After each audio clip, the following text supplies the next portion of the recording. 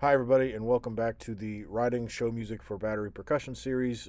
Today, we are continuing our work on the terrible concert band chart turned marching band, The Celebration of Morning's Light by yours truly for marching band. Last part, we went from the beginning through this bar right here. Now, in between parts, I went and listened and did a little bit of editing. Let's talk about what I changed. I did not like the flam with the accent on beat 4 of these measures, so I just turned them into buzz rolls just to kind of suspend the sound a little bit more. Finale, this template in finale doesn't sound great when it comes to flams. I have a whole series about that on my YouTube channel, but I'm not going to plug myself anymore. Anyway, so I changed these to be buzz rolls basically in all of these measures because I'm not going to bore you with percussion innuendo. I think this is probably going to end up being a sextuplet, but you can play around with that, the core rhythm for all these rolls however you want when you're writing your own music. Now, I've also in this one, this measure I think was like a paradiddle, 1E and a 2, 3E and a 4, and 1E and a 2 and a 3E and 4E and a 1. I didn't like the way that sounded, particularly when you're trying to do rudiments like paradiddle slow. Uh, your students either won't play through the drum and they'll kind of just let the rebound of the drum work for them, and it'll make things sound either a little bit thin or it'll speed up.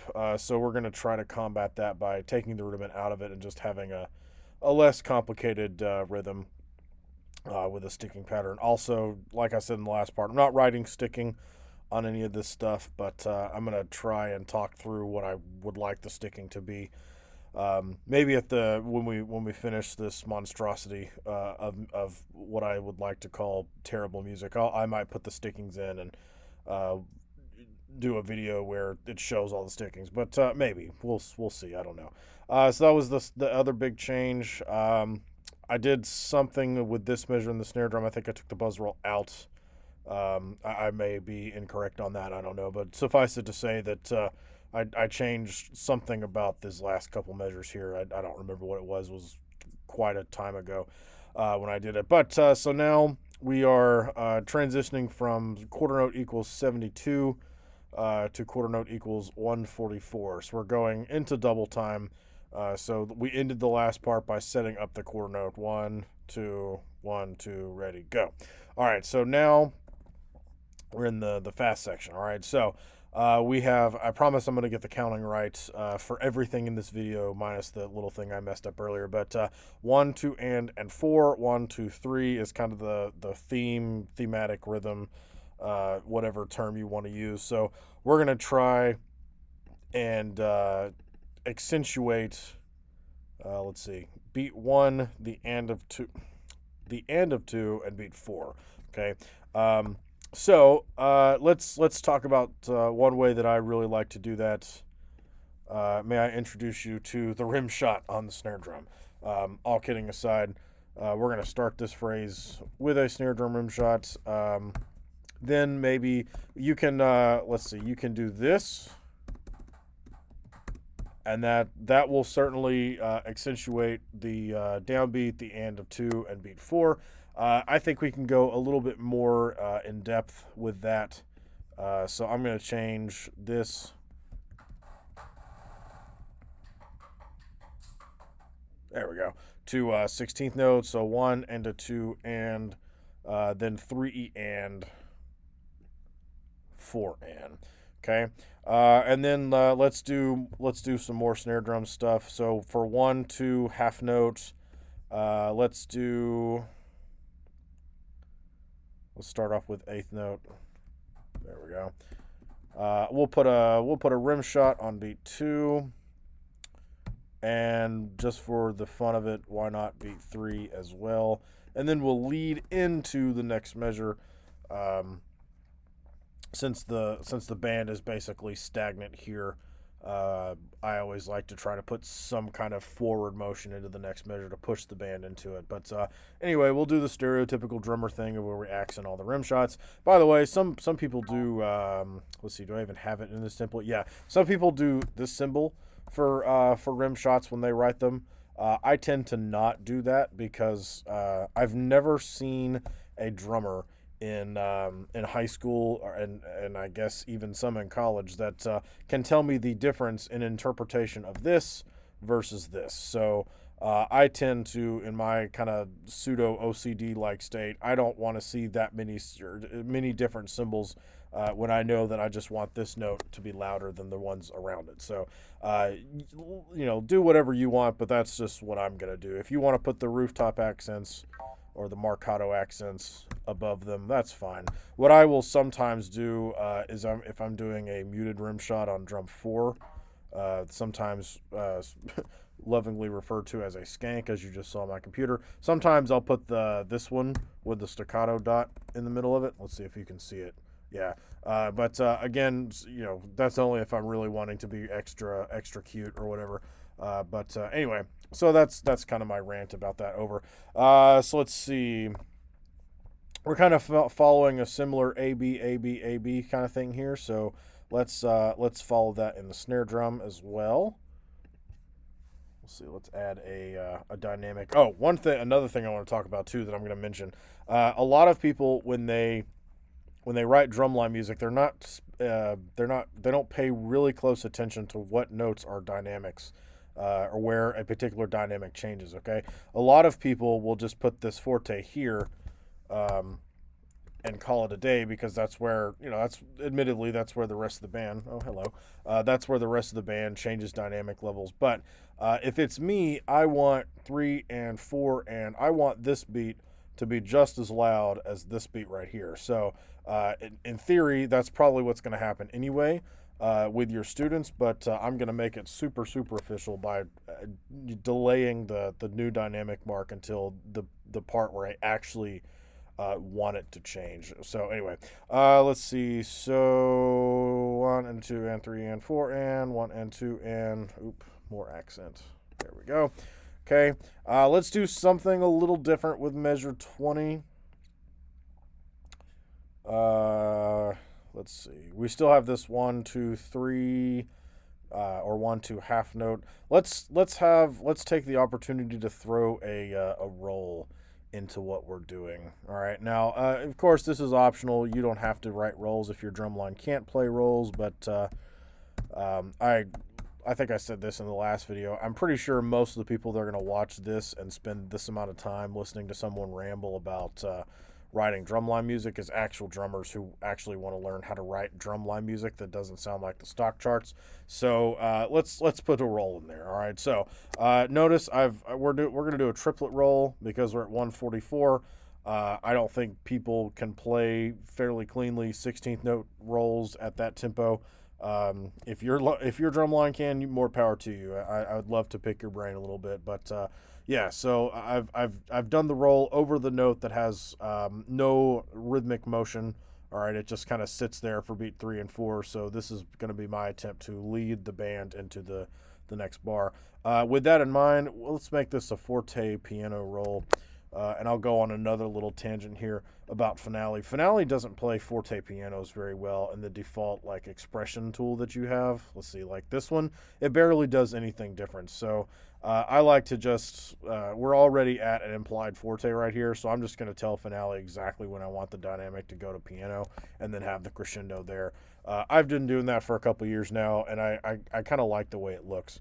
But anyway, like I said earlier, you do what you want, but that's how I do it. Let's see. So back to the A measure. Let's see. We're going back to forte. All right, so we've kind of been cute here with the rudiment. Now let's do more rudiments. This is getting a little bit into pedagogical stuff, but when I write for drumline, I'm really trying to be a writer first, because I want the group to succeed, all right, and not have to work incredibly hard to get a what did I just do there? A good score contest, but I'm also trying to be an educator, all right, and I'm trying to fit in as many rudiments as I think I can without rocking the boat too much. So this we'll put some paradiddles here. I'll even write the lyrics in for dramatic effect. Yeah, so that's how I would stick that.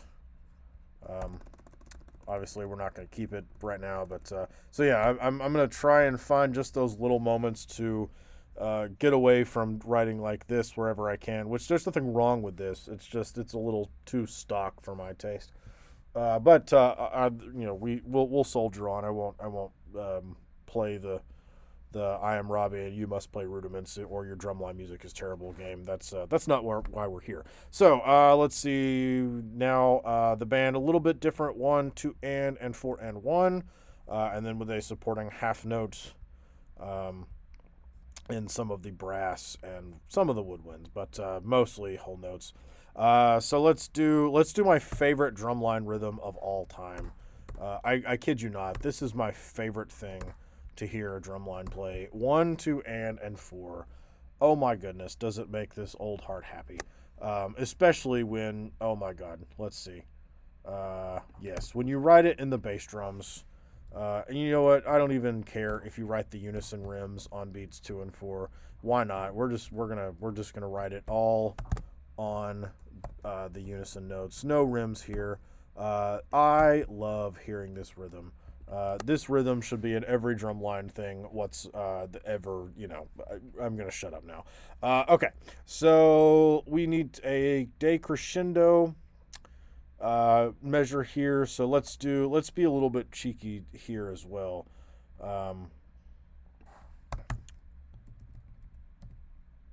Okay, let's do something on the rim that crescendos or decrescendos down, and let's do a quarter note triplet. Why not?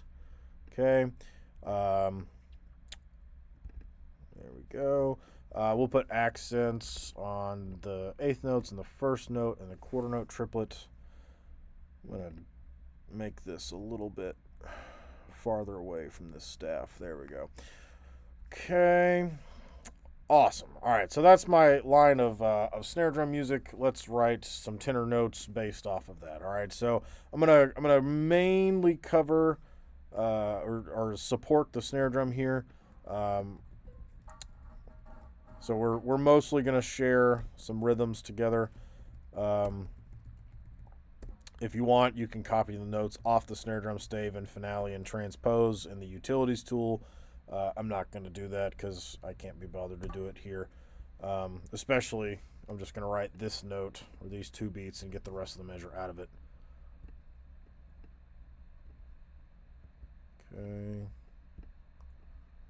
Oh, it's like magic. Okay. So now let's diverge just a little bit from the snare drum part. But while still supporting it. So I'm going to have an accent on the end of 4 here, but not the snare drum. And then 8th rest and 2. And then let's talk about another tenor drum fill that I really like, or something else with the tenors that I really like to do. This pattern right here, starting at the spock. If you don't have a spock, just start on drum 1, and then straight down the drums. All right. One of the best marching battery percussion writers of all time, regardless of if you're watching this video at the time of recording or if you're watching it 100 years in the future, Mr. Paul Rennick, currently with Santa Clara Vanguard and North Texas, does this quite a lot in his tenor writing, and I'm going to shamelessly copy it, but that's where I got the idea from. So yeah, let's have a dynamic in here. Very good. So that's something that can kind of lead you into another phrase. And like I said, it sounds really cool when it's played. Let's see. So copy here. Get rid of the other dynamic. There we go. Yep. Let's do the triplet roll on the tenors as well because we're feeling good about ourselves. There we go. We'll do.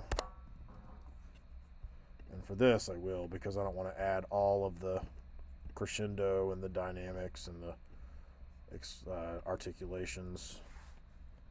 So let's see. Let's just start on drum 1. Because remember, one thing we got to think about is where we want to end up, which is essentially right here, right? So we want to end up with our right hand on drum 1, able to do a rim shot. So we got to kind of purposely tailor this beat here to fit this. All right. So I see. No, you could. It's not what I want to do, but you could keep it on just drum 2. if you have a less experienced player, that would certainly be a good option. But for me, I'm going to go from drum 1 and just go straight down the drums. That's still open-handed writing, and still there's no crossovers or anything. That leaves us in a good spot to get to this measure. Um, yeah. So let's see. Good. Not entirely sure what I want to do here yet, so we'll just we'll put that off for a second. Um, I do know what I want to do here, though. It's my favorite thing. 1, 2, and 4. Isn't it wonderful? I am a genius. Oh, goodness. Being humble is clearly one of my strong suits. All right. Let's see. Accents all around. Do we want to do a dynamic change there? We're not doing it in the band. Although if this was a marching band score, I'm pretty sure the arranger would have probably made everything fortissimo. I'm not going to worry about it.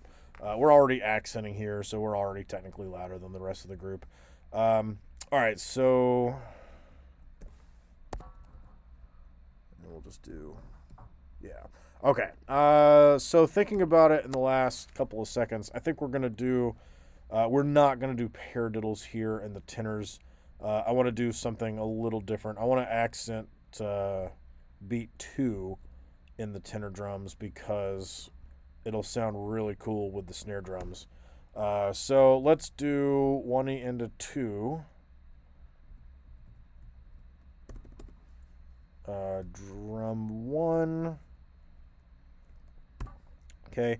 Now, normally, if I'm writing for like really inexperienced players, I won't do this because normally the rule that I follow is if two drums or if two different sections have the same rhythm, they need to share the same sticking as well. But we're not writing for beginner battery. We're writing for beginner plus battery. And this is something that we're going to do. Obviously, if it doesn't work in your ensemble, then whatever. But let's see if we can just hear that on my crummy little laptop speakers real quick. Just the snare and tenor part for this.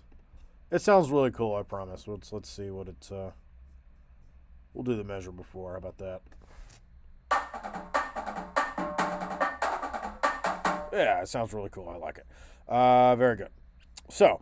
let's unmute everything now, because I will freak out if I don't hear everything else in a second. Okay, so I'm not going to do anything else in the tenor or bass drum for this measure because I want the snare drums to just carry the decrescendo down. Let's see. Let's write more of my favorite rhythm for bass drum. However, I will put the rim clicks in 2 and 4 here. Okay.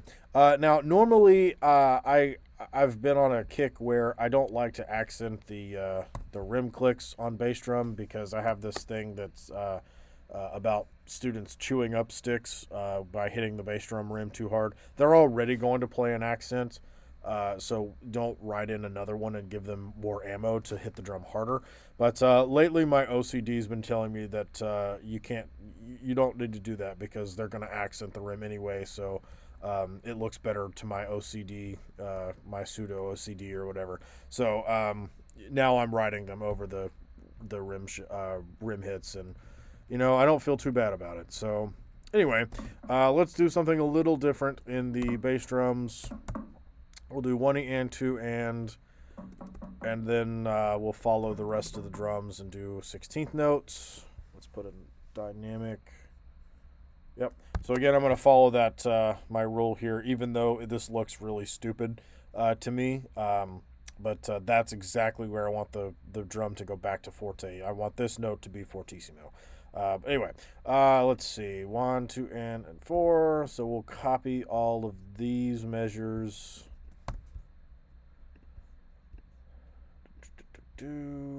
Yep.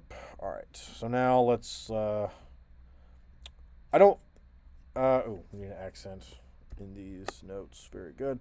Now, I'm not naive enough to think that my beginner plus battery can play a triplet roll, unison or split. So I'm not going to do the roll, but I am going to do 2 triplets let's see. You can pretty much start with whatever drum you want. Um, I think that'll be fine. I would caution against starting in the lower drums, but you do what you want. I'm gonna start it on drum 3 and go to drum 2. Yeah, let's see here. So now I definitely don't want to write 1 and a 2 and a 3 and 4 and.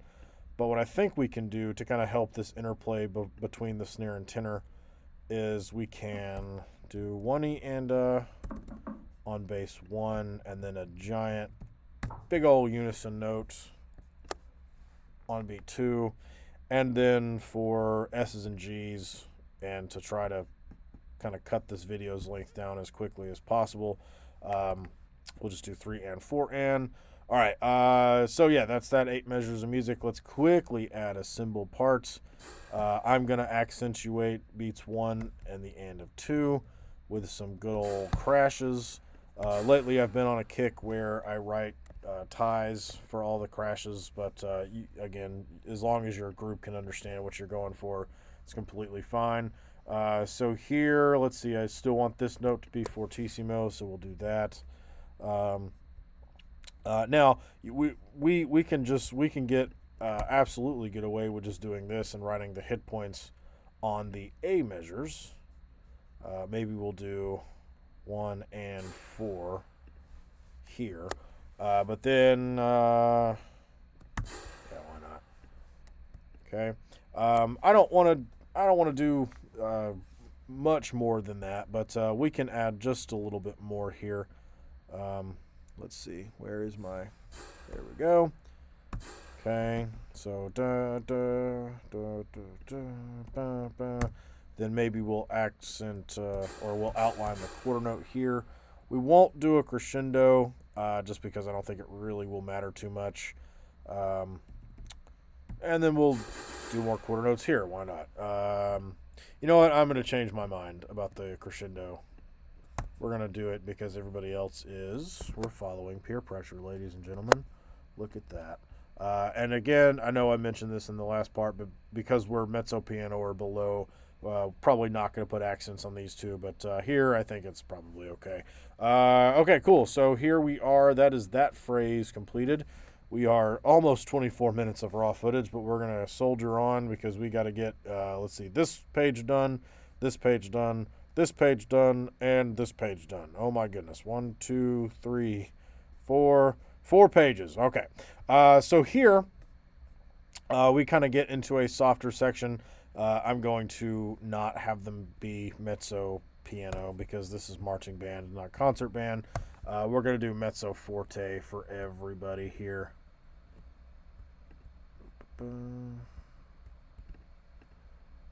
Just because if we don't, this won't be mezzo piano on a marching band field. That was just done because I wrote it for concert band, not marching band. But I digress. So here we go. So now we're going to talk about soloistic writing in a phrase. Okay. Now, if you wanted to, you could absolutely do a whole chart with nothing but this kind of writing, and it would get the job done. But it wouldn't get you quite a very musical product. So the way that a lot of the drum corps have musicality in their writing and have, quite frankly, everybody not being too loud at the same time is they take like all 3 voices out and only have one voice playing at a time.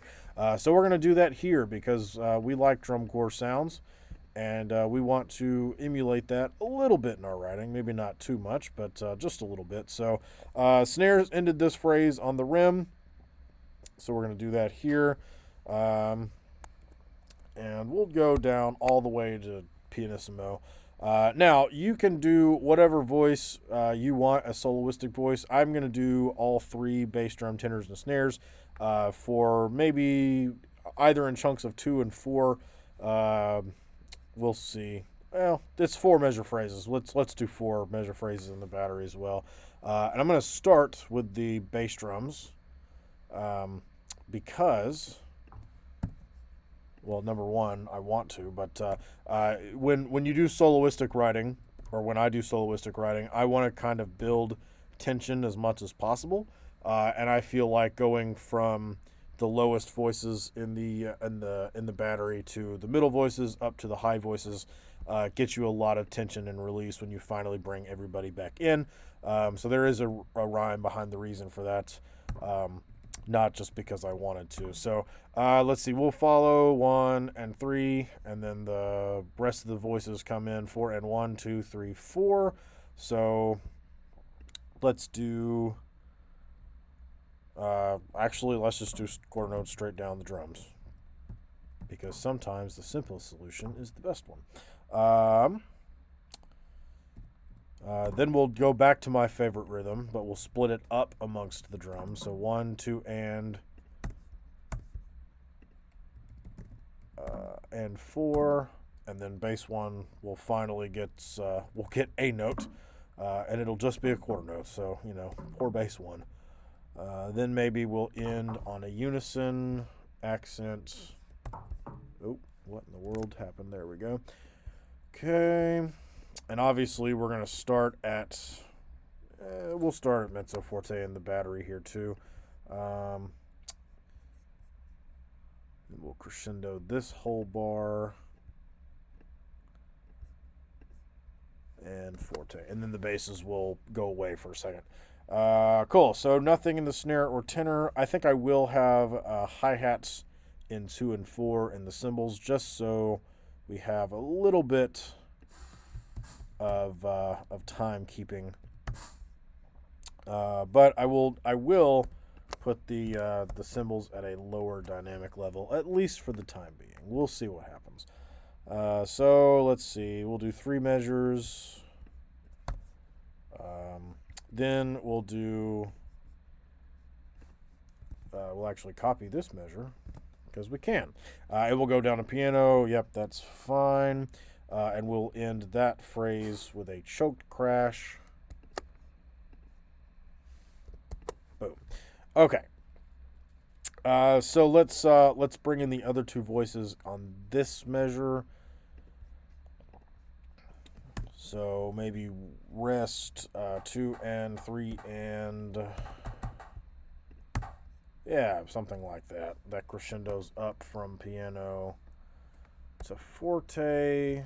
Again, we're going to push the band into the next phrase with those accents on B4. And a crescendo.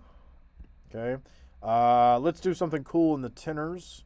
We'll do almost the same rhythm, but we won't. We'll have kind of a hocketed effect between the 2 instruments, 3E and there we go. And then, because I think we're going to do the tenor solo next, and so they need this beat to get prepped. So it'll be like a little carrying of or passing of the torch, so to speak. But all right, so we'll go crescendo. Very good. Okay, so next is a tenor, because the tenor is the next highest voice in the battery between the snares, tenor, and basses. Okay, we'll do a double stop on there. Let's see, we're 1 and 3, 1, 2, 3, 4 half notes. Let's have some 16th notes to give us some variety. Maybe going up the drums. And then let's have some paradiddles.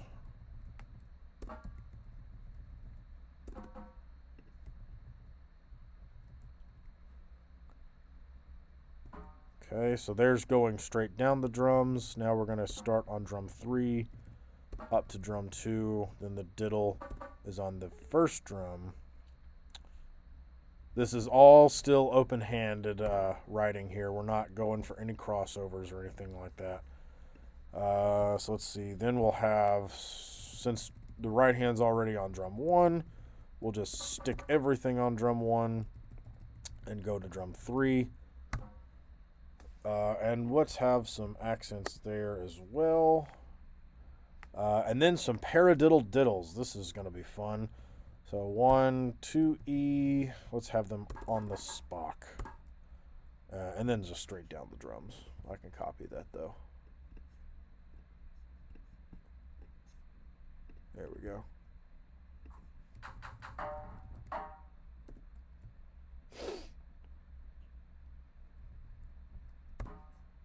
Okay. So for maybe if there's a band director or someone who doesn't know what a paradiddle diddle is, basically this is what it's going to be. Yeah, that'll work. Okay. So let's get rid of all those. Oh, goodness. There we go. Okay, and then let's be really cute with this measure. So there's not a lot rhythmically going on in this measure. We have 1, 2, 3, or 1, 2, half note. Let's do a little bit of syncopation in the battery. So we'll do dotted 16th note, or dotted 8th 16th note, and then a rim shot on the and of 2. Just to kind of give that impression of time is suspending real quick. And then we bring it back at the last possible second. Well, not really the last possible second, but time's going to seem like it's getting weird, and then it gets okay again. I don't know why. I don't know how I did that, but that'll work. Okay, so anything in the bass voice or the snare voice, we will wait until here to do anything in the snare, and we will reinforce this rim shot. Then maybe push the band with 16th notes there because the snare drums are going to get ready to do a solo. Let's think about what I want that to include. No, we'll put 8th notes there. I don't want it to speed up too quickly. You never want the solo to speed up before the solo starts. So anyway, okay, very good. Maybe we'll do this in the bass drums to kind of help things get a little bit less weird, because this, like, let me be very clear, this is not something that's going to be easy to teach, and if your group isn't quite experienced, I would not do it. But like I said, beginner plus battery, eventually you've got to challenge the kids or your students or whatever, or they're never going to learn anything. So this is I'll admit it, this is a risk that we take, and if it doesn't work, it doesn't work. But whatever. Let's see. So let's add some accents on these paradiddles. Okay, very good. Nothing in the bass drums. Let's have some cymbal. We'll bring the hi-hat chokes back again. Then, one dotted quarter note crash into an 8th note choked crash. And we'll do, everybody else is already at forte, so we'll bring this up with a crescendo. All right, over those 2 bars. That's good. Okay, and then we'll accent these 2 notes in the snares. All right, so there's those 8 measures completed. All right. So now we've got the snare drum solo, and now everything is mezzo forte in the band. So let's do forte in the whole, or in the winds. So excuse me while I fix my previous errors. There we go. Fantastic. All right, so snare solo time. All right. I don't want to write too many flashy things, but I do want to write some rudimental heavy stuff. So let's see here. And remember, we're coming off of a forte. Let's see. Oh, wait a minute. Okay, yeah. So let's see. This needs to be mezzo forte because the bass solo was at mezzo forte. Boom. That's fine. Okay, so we need to get the snare drums back down to mezzo forte. We're going to do that here. we'll do some more flam stuff. And again, I'm going to put some mezzo forte right there instead of right there, because I still want this note to be loud from the last phrase.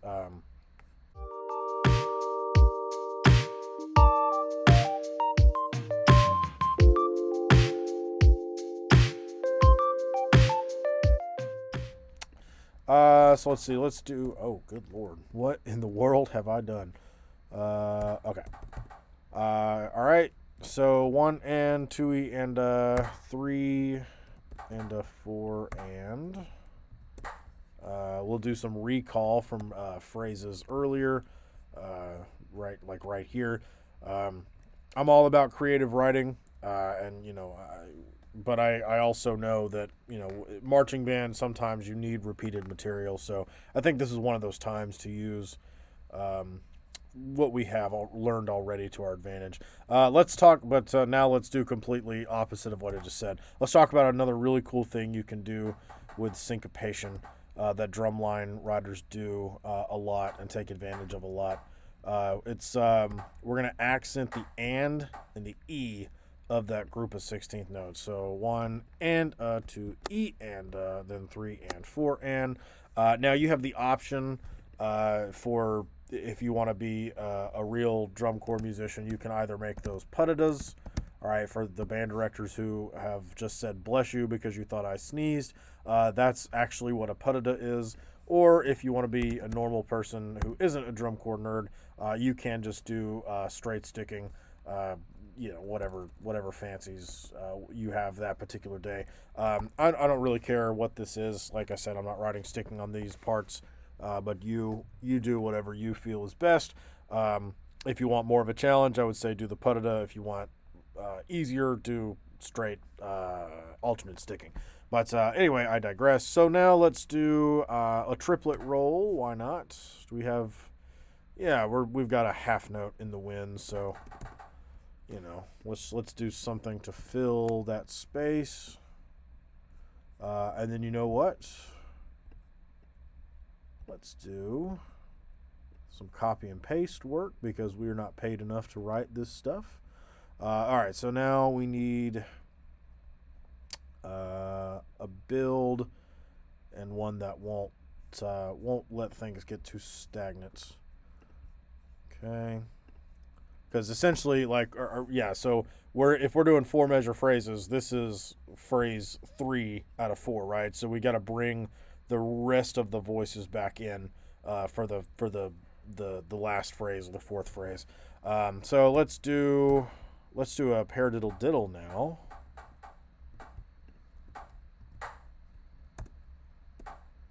Okay. And we'll go to forte here. Oops. There we go. We'll add another accent here for this one. Now, one thing that might lead to some trouble is this 8th rest, because a lot of times students, especially younger students, will tend to blow through that and rush through it. If that happens to you, just add a tap on beat 1. But I'm not going to, because I don't think that's going to happen with my imaginary group of VDL. So so we'll do a crescendo up to forte, and you know what? We'll accent these notes here too, just to give us a lead into the next phrase. Everybody will be in the groove. It'll be great. Let's see. Tenors. Are we coming off of anything? Yes, we are. So we're gonna start this phrase on drum 4. Okay, and then I don't want anything until this build up. And then let's see. Let's use more copied material. Okay, and add a crescendo. Yes. Dang it. One thing I don't really like about finale is the tediness that has to go into adding hairpin crescendos. But anyway, I digress. Let's see. Bass drums are gonna start with a unison. There we go. We are approaching the 41st minute of raw footage. I've got, oh goodness. Okay, so fine. Let's do a build here, and since we are on 41 minutes of raw footage, let's do just quarter notes going from forte or piano up to forte when the rest of the battery is in with us. Hi-hats on 2 and 4, why not? We've done that already. Okay. You know what, we're getting through the phrase. I think it's fine to be at mezzo forte here. Let's see, we're gonna keep those hi-hats going, and we will crescendo here now. All right. Yeah, that'll work just fine. Okay, so right now we're at the 4th phrase in our little chart that we're going on, our 4th 4-measure phrase. So this is the fill measure, so to speak, if you want to think about it in drum set terms. So let's do some mirroring of the band. And what I mean by that is we're going to write like exactly what the band is playing. Hopefully you can hear everything I'm saying over my computer fan. Bless this computer, it is chugging along as best as it can. Let's see. So we'll mirror everything here, and then we'll get a little bit away from it just to give us some more motion other than 1, 2, 3, 4. So we'll do 1, 2, and a 3 and 4. And you know what? We will accent all of that. Okay. All right. So the snares are already at forte, so I don't need to write another forte symbol here, but the tenors are not. They are crescendoing. So we'll do a forte marking here. And we will also accent everything there. Yep. No need to get real cute and move around too much right there. If I wanted to get cute, I would put the end of 2 in the tenors on drum 2. But like I said, 41 plus minutes of raw footage. We got to get through it as quickly as possible. Okay, so very good. Let's see. Let's see if I can get this done any quicker with that.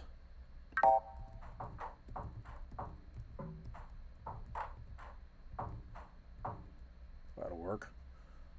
Okay, and then we'll do 16th notes all the way through to the next measure in the bass drums. Very good. Add the forte mark. Let's see. We haven't done a sizzle a long time in the cymbals, so we'll do that. One important thing about sizzles you got to remember is you need to leave time after the sizzle for the cymbal player to reset. So I'm not going to do anything with the rest of this measure, and they're going to have beats 3 and 4 to get out of the sizzle position into the orchestral crash or just the regular crash position. Okay, accent there, accent all of this garbage in the cymbals. Okay, so now we've got a 2-measure build into a 1-measure solo for the drums. A lot of times marching charts do this at the end of phrases, so I figured why not? Let's do that here as well. Okay, so let's talk about another cool thing that you can do, especially if you've got a long note and then 2 half notes here. We're going to accent basically all of the quarter notes, but we're going to do it in different instruments throughout the battery. So let's find just where's the sustained buzz roll sound? Oh my goodness. Well, fine, forte piano. That'll work for me. So we're going to accent beat 1 and 3 in the snare drums. All right, and then 2 and 4 in the tenors. So essentially, the drum line is going to be giving you quarter notes to help not let things unravel during the long notes. Okay. What do I want to do in the bass drums here? Let's do. We haven't been real mean to the bass drums yet. So let's do some eighth or some half beat splits. There we go. Okay. One thing I really love to do when I have hit points in the top two voices, I like to put running notes in the bass drums. A lot of core writers do that too. It just sounds really good. I really like the way it sounds. Okay, so let's. Yeah, we'll do a crescendo here. We're coming from forte, but we're gonna go up to fortissimo. The band goes down to piano here. I don't really see a need to do that. Well, maybe we will. Let's be good musicians and mirror dynamics, you know. So we'll do. I'm not going to do piano here though. We'll do mezzo forte and crescendo through.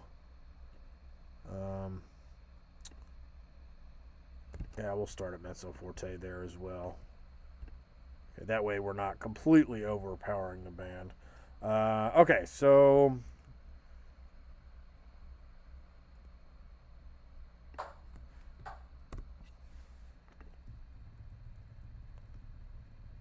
we'll write my favorite rhythm again right here since it's basically already in the band parts. Now with this measure of drum solo, right, you could be as nasty or as simple as you like. Again, because I don't want the second part to be, you know, an hour long before I have a chance to edit it. We're just going to do something really, really simple. Or actually, I said we were going to go to 58, but we're not going to get there because that's an entire 16 measures more, and you know, no one wants to watch more than an hour of drumline battery at a time. So we'll just stop here for now after I get this written. Anyway. So let's see. Can I copy that from another measure? Where? Yeah, there we go. I can copy it for all of the stuff. Okay, so 1, 2, and 4.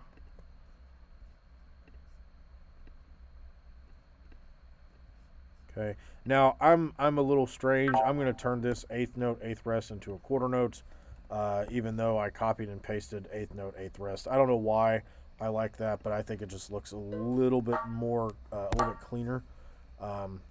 So that's what I'm going to do. What you also for band directors who may have just heard what I said and went, "What are you talking about?"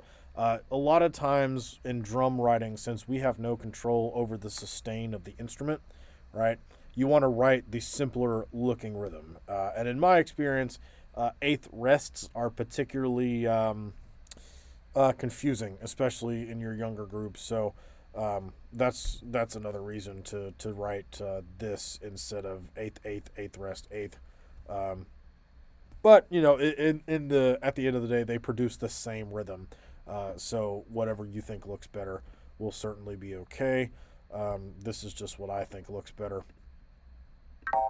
And there we go. 1 and 3, 4. You know what? Let's avoid being too loud right there. I'm gonna write another split measure, just to kind of reinforce the fact that I like running bass notes over hit points in the battery.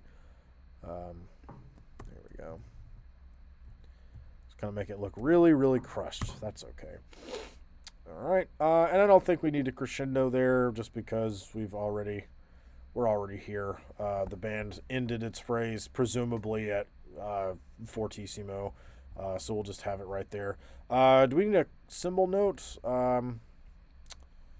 Yeah, why not? We'll do a muted crash right there. Okay, so we're now at 50 minutes of raw footage, and I don't think I made too many speaking errors when I filmed this. So I'm gonna shut up now, and I'll put the an MP3 along with pictures of what's going on in the battery. so you can see exactly what's going on. But anyway, thanks for watching. Enjoy the music. I'll see y'all in the next one.